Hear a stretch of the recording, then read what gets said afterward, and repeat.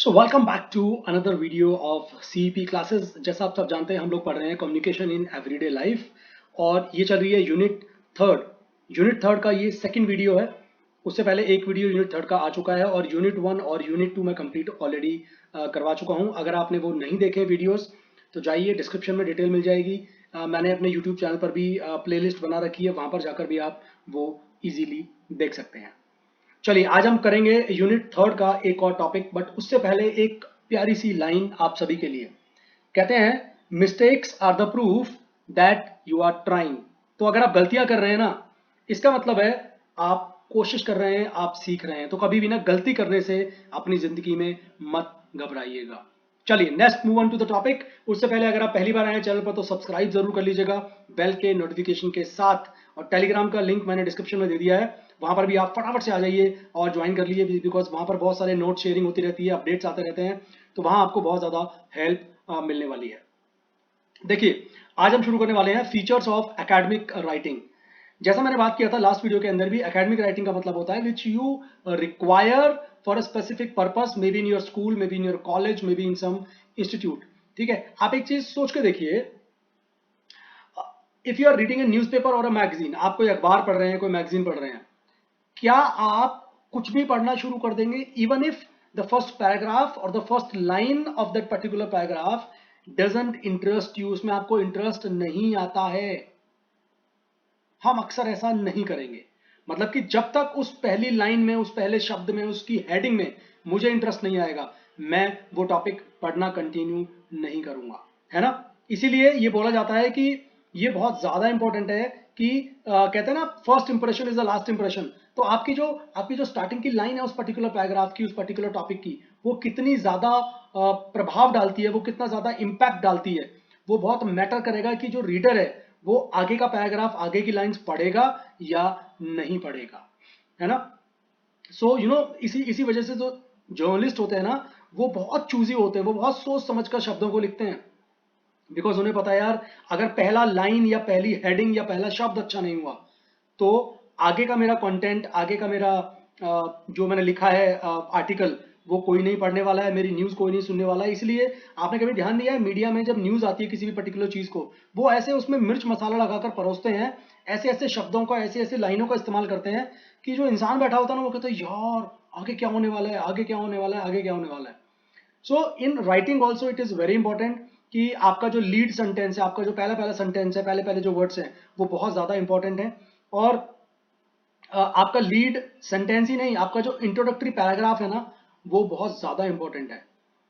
कभी कभी इंट्रोडक्शन ऐसा नहीं है सिर्फ एक लाइन में होती है, वो एक पैराग्राफ के अंदर भी होती है। और कभी कभी जब आप कोई रिपोर्ट बना रहे होते हैं तो हो सकता है उसकी इंट्रोडक्शन कुछ नंबर ऑफ पेजेस में चली जाए, दैट इज ऑल्सो पॉसिबल। अब इंट्रोडक्शन के लिए नॉर्मली क्या क्या आता है?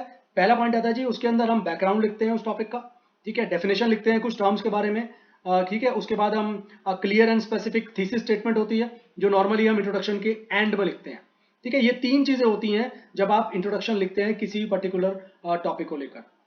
अब आपको जब इंट्रोडक्शन लिखनी है तो आप किस तरीके से लिख सकते हैं? देखिए सबसे पहले एक उसको आप क्वेश्चन की फॉर्म में लिख सकते हैं, क्या आप जानते हैं, इस टाइप से फॉर एग्जांपल मैंने बना दिया। इससे क्या होगा, ऑडियंस का जो इंटरेस्ट है ना, वो बनेगा उस पर्टिकुलर आर्टिकल के ऊपर या पर्टिकुलर टॉपिक के ऊपर। उस राइटिंग के अंदर मुझे कुछ डाटा, कुछ स्टेटिस्टिक्स, कुछ बताना है जिससे मैं रिलेट कर पाऊं, और प्लस ऐसी कुछ चीजें मैं बताऊंगा अगर जो ऑडियंस को पहले नहीं पता तो लगेगा वाओ यार, ये तो मुझे पहले पता ही नहीं था, है ना। कुछ स्टोरी फॉर्म में किसी चीज को प्रेजेंट करना, कुछ इंटरेस्टिंग कोटेशन दे देना उस पर्टिकुलर आर्टिकल के अंदर, टॉपिक के अंदर, ठीक है। कुछ ऐसा बताना जो अभी तक बहुत कम लोगों को पता है। उससे क्या होगा, आपके ऑडियंस को इंटरेस्ट आएगा उस राइटिंग को, उस मटेरियल को, उस टॉपिक को, उस आर्टिकल को पढ़ने में। आपके इंट्रोडक्शन में क्या नहीं होना चाहिए, कुछ टेक्निकल वर्ड्स, बहुत ज्यादा हाई फाई शब्द नहीं होने चाहिए ताकि समझ में ना आए, ठीक है। डिक्शनरी के वर्ड्स नहीं होने चाहिए। तो जब तक आप अपना ड्राफ्ट पेपर पूरा तैयार ना कर लो तब तक आपको इंट्रोडक्शन नहीं लिखनी चाहिए। तो ये तीन पॉइंट्स हैं जो हमें नहीं करने हैं when we are writing introduction, ठीक है। उसके बाद चलते हैं नेक्स्ट टॉपिक पे। हमारा जो नेक्स्ट टॉपिक है वो बात करेगा कि पैराग्राफ क्या चीज होती है। अब देखिए ये बड़ा इंपॉर्टेंट टॉपिक है, पैराग्राफ क्या होता है, पैराग्राफ के कौन कौन से पार्ट्स होते हैं, कैसे पैराग्राफ लिखा जाता है, ये सारी की सारी चीजें इस टॉपिक के अंदर हम लोग सीखने वाले हैं। देखो आपने बहुत बार पैराग्राफ लिखे होंगे, बेसिकली आप एक पैराग्राफ में क्या कर रहे होते हैं, आप कुछ सेंटेंसेस के ग्रुप को ही तो पैराग्राफ बोलते हैं, है ना। आपने कुछ सेंटेंसेस को एक पर्टिकुलर सीक्वेंस में अरेंज किया, जहां पर आप एक आइडिया, एक अपने फैक्ट या किसी टॉपिक के बारे में बात कर रहे हैं, वो बन जाता है आपका पैराग्राफ। तो पैराग्राफ क्या करता है बेसिकली, आपको किसी आइडिया की बिगिनिंग के बारे में बताता है, और जब पैराग्राफ एंड हो रहा होता है तो वो उस आइडिया के एंड के बारे में बताता है। मतलब आइडिया का बिगिनिंग और आइडिया का एंड वो पैराग्राफ आपको समझा देता है। तो एक रीडर के लिए एक ऑर्गेनाइज्ड वे में एक पर्टिकुलर टॉपिक के बारे में इंफॉर्मेशन मिल जाती है, तो उस पैराग्राफ को पढ़कर आपको वो चीज बहुत अच्छे से समझ में आ जाती है ना। Therefore it is very important while writing a paragraph, आप एक आइडिया के बारे में बात कर रहे हो, ठीक है। बट कभी कभी ऐसा भी होता है कि जब आप एक बहुत बड़ा एस्से लिख रहे हैं, एक प्रॉपर एक बड़ी रिपोर्ट बना रहे हैं, तो उसमें बहुत सारे पैराग्राफ हो सकते हैं, और हर पैराग्राफ कोई की एलिमेंट या किसी की पॉइंट पर बात करेगा, किसी की आइडिया पर बात करेगा, ठीक है। तो आपको जब एक अच्छा पैराग्राफ लिखना है, देयर आर टू रीजंस।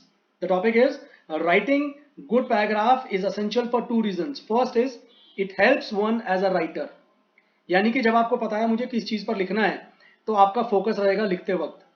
दूसरा, आपकी जो राइटिंग होगी ना, इट बिकम्स मोर रीडेबल, यानी कि the reader can easily figure out that a new idea has been introduced. तो रीडर को भी पता होगा, अच्छा मुझे इस चीज के बारे में इस पैराग्राफ से इंफॉर्मेशन मिलने वाली है, तो कहीं ना कहीं वो भी उस पैराग्राफ को पढ़ने में इंटरेस्ट ज्यादा लेगा, ठीक है। अब देखिए बॉडी पैराग्राफ क्या होता है, यानी कि पैराग्राफ जब बनाया जाता है, उसकी बॉडी, उसकी स्टार्टिंग, उसका पूरा स्ट्रक्चर कैसे डिजाइन करते हैं। सबसे पहले होता है बॉडी, पैराग्राफ की बॉडी कैसे बनती है, ठीक है। अब बॉडी पैराग्राफ में क्या क्या होता है, सबसे पहले होता है टॉपिक सेंटेंस। अब टॉपिक सेंटेंस क्या होता है जी, पहला पहला जो आपने सेंटेंस लिखा ना, नॉर्मली हम उसको बोल देते हैं टॉपिक सेंटेंस। एक्चुअल में क्या होता है, एक्चुअल में आपको ये आइडिया देने वाला होता है टॉपिक सेंटेंस, कि भाई इस पैराग्राफ के अंदर ना किस चीज के बारे में बात की जाने वाली है। मेन आइडिया दे देता है उस पैराग्राफ के अंदर क्या आपको मिलने वाला है, तो रीडर पहले ही प्रिपेयर हो जाएगा मेंटली कि अच्छा अच्छा इस चीज से ना मुझे ये वाली चीज मिलने वाली है। हाँ, हमेशा जरूरी नहीं है ऐसा सही हो, बट हाँ नॉर्मली आपका जो टॉपिक सेंटेंस होता है वो बिगिनिंग में ही होता है। ऑब्वियसली आपका टॉपिक सेंटेंस कभी कभी बीच में भी मिल सकता है आपको, दैट डिपेंड्स अपॉन कि राइटिंग में क्या किस बारे में बात की गई है, ठीक है। बट अल्टीमेटली पॉइंट पता है क्या है, पॉइंट ये है आपका जो टॉपिक सेंटेंस है ना, वो आपकी थीसिस स्टेटमेंट से, आपके टॉपिक से मैच करना चाहिए, तभी वो आपके रीडर को अट्रैक्ट करेगा। तो जब आप टॉपिक सेंटेंस लिख रहे हैं, कुछ चीजों का आपको ध्यान रखना है, जैसे it should connect to the previous paragraph. अगर बहुत सारे पैराग्राफ हैं, तो जैसे सेकंड पैराग्राफ का जो टॉपिक सेंटेंस है वो ऑफकोर्स फर्स्ट पैराग्राफ से मैच करना चाहिए, तभी तो आपका कनेक्शन बनेगा। टॉपिक सेंटेंस के अंदर आप बेसिकली अपना पॉइंट ऑफ व्यू दे रहे होते हो, ठीक है। तो आपके रीडर को ये समझ में आता है कि अच्छा ओके, ये मेरे को ये वाली चीज समझाना चाह रहा है। और आपका जो सेंटेंस है पैराग्राफ के अंदर, आपके टॉपिक सेंटेंस को वो सपोर्ट करना चाहिए। यानी कि आपने टॉपिक लिया जी किसी पर्टिकुलर चीज के बारे में, से फॉर एग्जांपल साउथ अफ्रीका में क्या चल रहा है, अब आप नीचे स्टार्ट हो गए अमेरिका में क्या चल रहा है, तो आपके जो सपोर्टिंग सेंटेंस हैं वो टॉपिक सेंटेंस को सपोर्ट नहीं कर रहे हैं, है ना। दोनों एक दूसरे से मैच करने चाहिए। उसके बाद सेकंड चीज बोलता है जी, अब ये सपोर्टिंग सेंटेंस नाम की चिड़िया क्या है। सपोर्टिंग सेंटेंस वो होते हैं जो टॉपिक सेंटेंस को सपोर्ट करने वाले हैं। अब जैसे मैं आपको क्या पढ़ा रहा हूं, मैं कम्युनिकेशन इन एवरीडे लाइफ के बारे में पढ़ा रहा हूं ना, अब मैं यहां पर कुछ और पढ़ाना शुरू कर लूं, तो मेरा जो मेन कंटेंट है जिसके बारे में बात कर रहा हूं, वो तो मैच ही नहीं करेगा ना। तो आपके जो सपोर्टिंग सेंटेंस है, यानी कि पैराग्राफ की स्टार्टिंग की लाइन और उसके बाद वाली लाइनें आपस में कहीं ना कहीं रिलेट करनी चाहिए।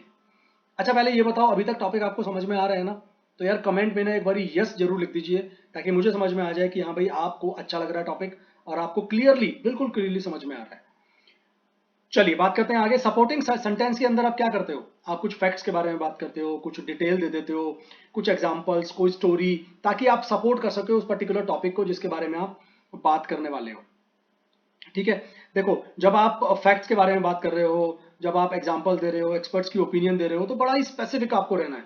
Specific in the sense, for example मैंने किसी बुक से कोई इंफॉर्मेशन उठाई है, तो मुझे क्या करना है, नीचे उसका नाम दे देना है कि अच्छा इस बुक से फला फला यहाँ से मैंने इंफॉर्मेशन ली है, किस एक्सपर्ट्स की बात मैंने यहाँ पर मेंशन करी है, उस एक्सपर्ट का नाम दे देना है मेरे को, ठीक है। नंबर हो गए, डेट्स हो गई, तो I have to be very very specific उन चीजों को जब मैं अपने सपोर्टिंग सेंटेंस के अंदर मेंशन कर रहा हूं, ठीक है। और एक खास बात याद रखनी है, जो भी आप अपने सपोर्टिंग सेंटेंस के अंदर दे रहे हो ना यार, यार वो रेलिवेंट होना चाहिए, ऑब्वियसली रेलिवेंट होना चाहिए।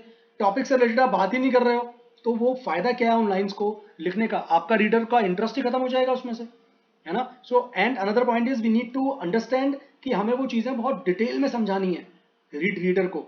मुझे उस लैंग्वेज में आपको टॉपिक समझाना है जिस लैंग्वेज में आपको समझ में आ रहा है। अब आप खुद सोचो, क्या मैं एक एक लाइन पढ़ रहा हूँ आपके लिए एज इट इज बोल रहा हूँ, जैसा इंग्लिश में लिखा है वैसे मैंने आपको इंग्लिश में बोल दिया? मैं ऐसा नहीं कर रहा हूँ ना।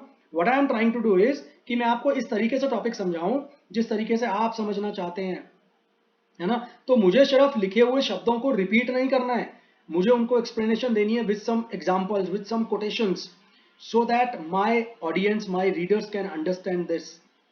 ठीक है। उसके अलावा last point is one should make sure that all supporting sentences are in a logical order. By obviously देखो, जब तक एक किसी चीज का एक प्रॉपर ऑर्डर नहीं होगा तो आपको वो चीजें समझ में कैसे आने वाली हैं।